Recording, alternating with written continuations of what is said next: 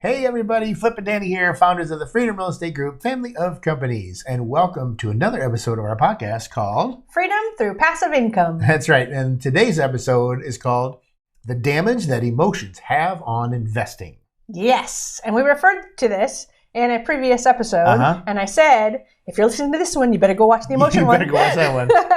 So we're going to start off with the 40-40-20 story that we've referred to and talked about probably 3 or 4 times in the series of this podcast episode. And it was Dan Fleshman at one of our mastermind events, and he was talking about how he came up with the 40-40-20. And it was because he was throwing money into what he would call the 20% shot at glory type investment.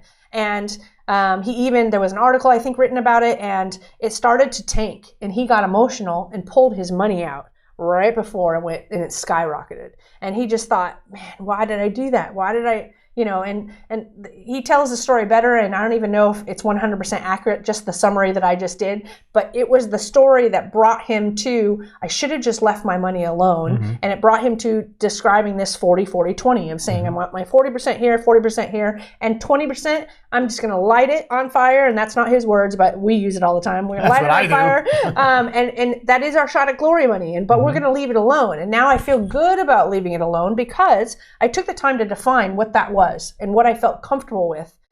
Instead, where he hadn't defined that yet for himself, and he got nervous and emotional and whoosh, pulled it out. And if he would not have pulled it out, he would have made a lot of money from it. So that's what this episode is really about, and that's the story that I wanted to introduce it because we've told it already. And this is a guy who, he's very, very successful. So we tend to listen to very, very successful people.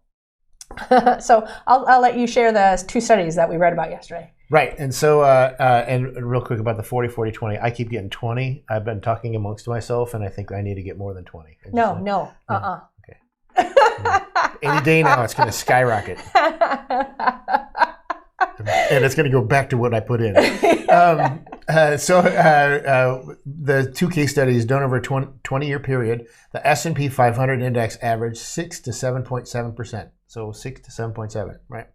The average investor returns was 4.25 to 4.79. So there's something really important about what he just said. There were 2 separate case studies.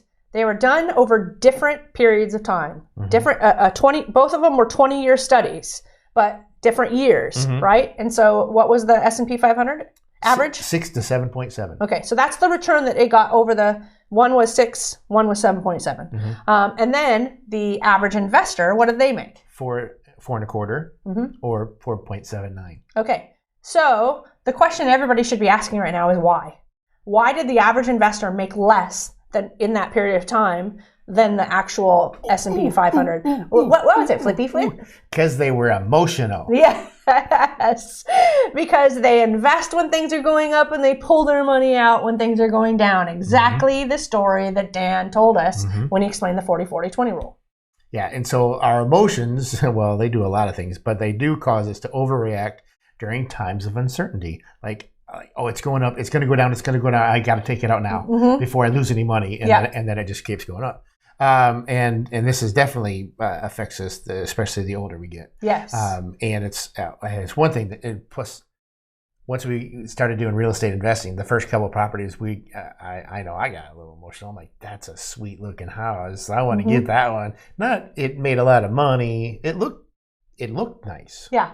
I wanted it because it looked nice. I was emotional about this property. Now I didn't care about what the numbers were. Right. It was wrong. Yeah. So reality is, if you are investing for the long term, that is your goals, and the bucket of money that you're investing into whatever opportunity it is, if it's meant to be long term, then it's important that your mindset sits that way, because this example was meant to show you everybody who did not get emotional about those investments would have made a higher return if they would have just left it there. If it was meant to be long-term anyway, just leave it. Because if you look at the history, we all know it goes like this. So just be okay with it. And we talked about boring and consistency equals wealth on one of our episodes. And it was meant to say, you've got a budget, these are the boring things. Just $100, $100, $100, $100,000, $100,000. Be consistent and ride the waves, who cares? Leave it alone if that was the goal. Right. A portion of your money can be put in different things if you need it for liquidity or anything like that. Of course. But just cool your jets. Cool your jets, Cool man. your jets. Yeah, so it's better to put your money in a illiquid investment, which I also Illiquid. I like to call those solid. We're solid. Yeah, we're solid. So investments to get a higher return because you can't pull out that money. Yes. You know, and therefore it prevents you from making emotional decisions. Yes. That can eventually hurt you long term. Yeah. You know, so you can't touch your money for 5 years or whatever it is, and therefore you can't do anything about it. Yeah. It's almost your backstop, right? Because you just said, I know I'm an emotional person. I know that I'm just going to do exactly what they just said. I'm going to pull it out and I'm going to reinvest and I'm going to get all emotional. I'm looking at my phone all the time and trying to see where but if I just put it in this investment opportunity over here that says it's making X, that has the potential to make X, and it's for 5 years and I'm not allowed to touch it, well, now it's out of mind, right? Set it and forget it. I did it. I don't have the option to pull it out. And you're going to get a higher return as a result, right? Because you force yourself into cooling your jets. Yep. And when we first started in real estate, in 2008, after we got through that 8 or 9 months of us trying to be realtors, we learned our lesson. But when we went into real estate investing, a very good friend of ours came into our town and was doing auctions on some apartments. And he asked us if we wanted to help. And I said, absolutely, of course. And over the period of the 2 weeks of getting ready for everything, he looked at me and he said this quote, which I don't even think you knew this, but he said this quote. He goes, you need to be greedy when others are fearful and fearful when others are greedy. And I'm like, wow, that's brilliant. He goes, well, some other guy said that, but you'll have to look that up. Which of course, later on I found out it was that buffet fella. But anytime you can walk around and quote Warren Buffett, that's That's right. But when he said it, I thought, well, I mean, first of all, this man he's a genius anyway. Yes. So I just thought it was something he just, pulled out of his, what. But anyway, and that's still true. It's true every day. Be greedy when others are fearful and fearful when others are greedy. Yeah. It's a good line to live by. Yep. Well, we hope you enjoyed this episode. Make sure you're heading on down to freedomcapitalinvestments.com to join our investor club. We also have our groups over on Facebook and LinkedIn. Make sure you're hanging out with the gang on those social media platforms. Yeah. But make sure you hit the subscribe button if you're watching on YouTube. But we hope you enjoyed this episode. And we like to end all of our episodes with invest smart. Live happy. Bye everybody.